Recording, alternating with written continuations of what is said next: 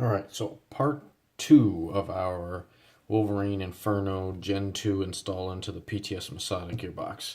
Earlier I kind of did an overview over what we did inside of the gearbox.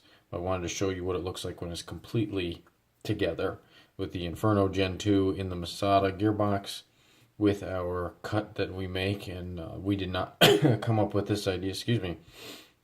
First, this is an idea that came up by several other people with different gearboxes. Some actually remove the entire rear portion of the gearbox.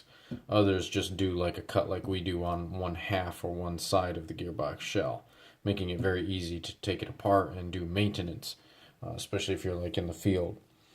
So this is your pretty basic setup with it. Once you have everything in, works nicely.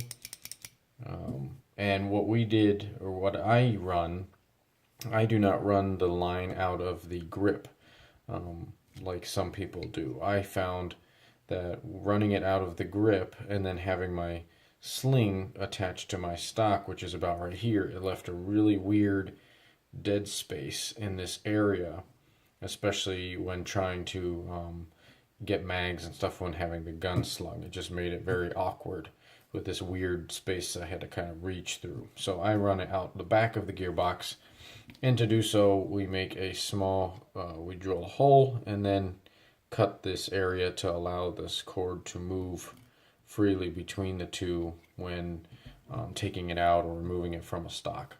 I'll show you what it looks like inside now that everything has been installed. And to do this install, if you didn't see on our overview video, we used there was no cutting or splicing of wires to install this. We installed everything using the Wolverine parts that come with the basic kit for the Inferno Gen 2 or Inferno.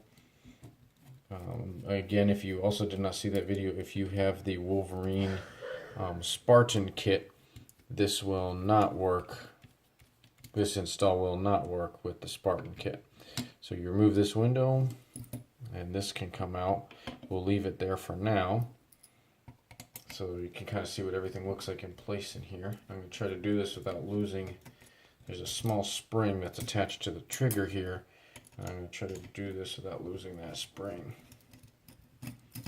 Overall, this install is very simple.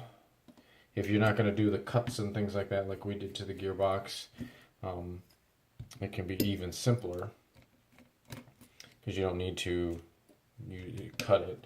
You just need to install the wires and stuff.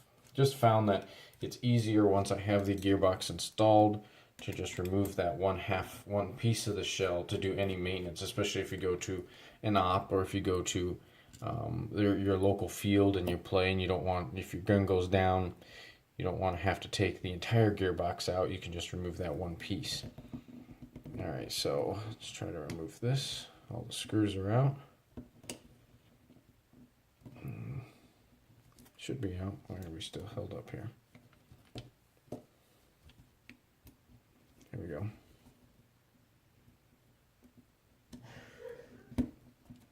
And again, I'm trying to do this ever so gently so I don't lose this spring, but I think that's going to be impossible. Nope, there we go.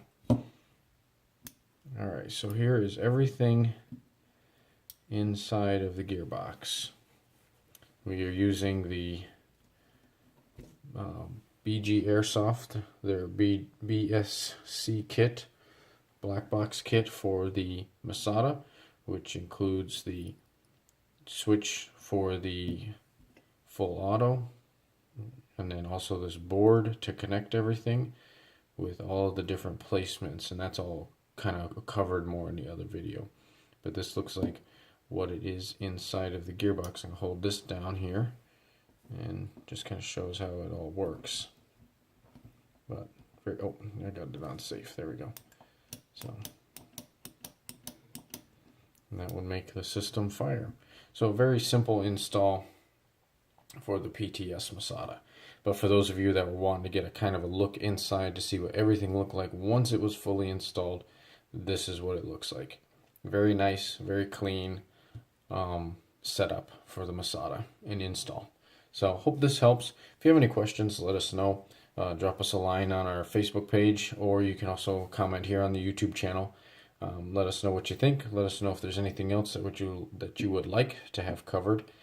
And I'll try to do my best to do what I can for you.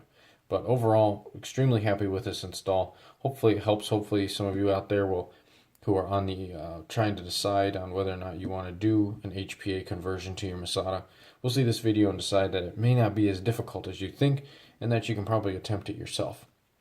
So if not, there are plenty of other people out there that can give you help and guidance from us or other people on the Wolverine Airsoft Owners group on Facebook page and forums and so on and so forth. So hope you enjoyed this video, and let us know what you think. If you have any questions, drop us a line or let us know what you would like to see in any upcoming vids. Until then, this is Deranged Professor, and I will see you later.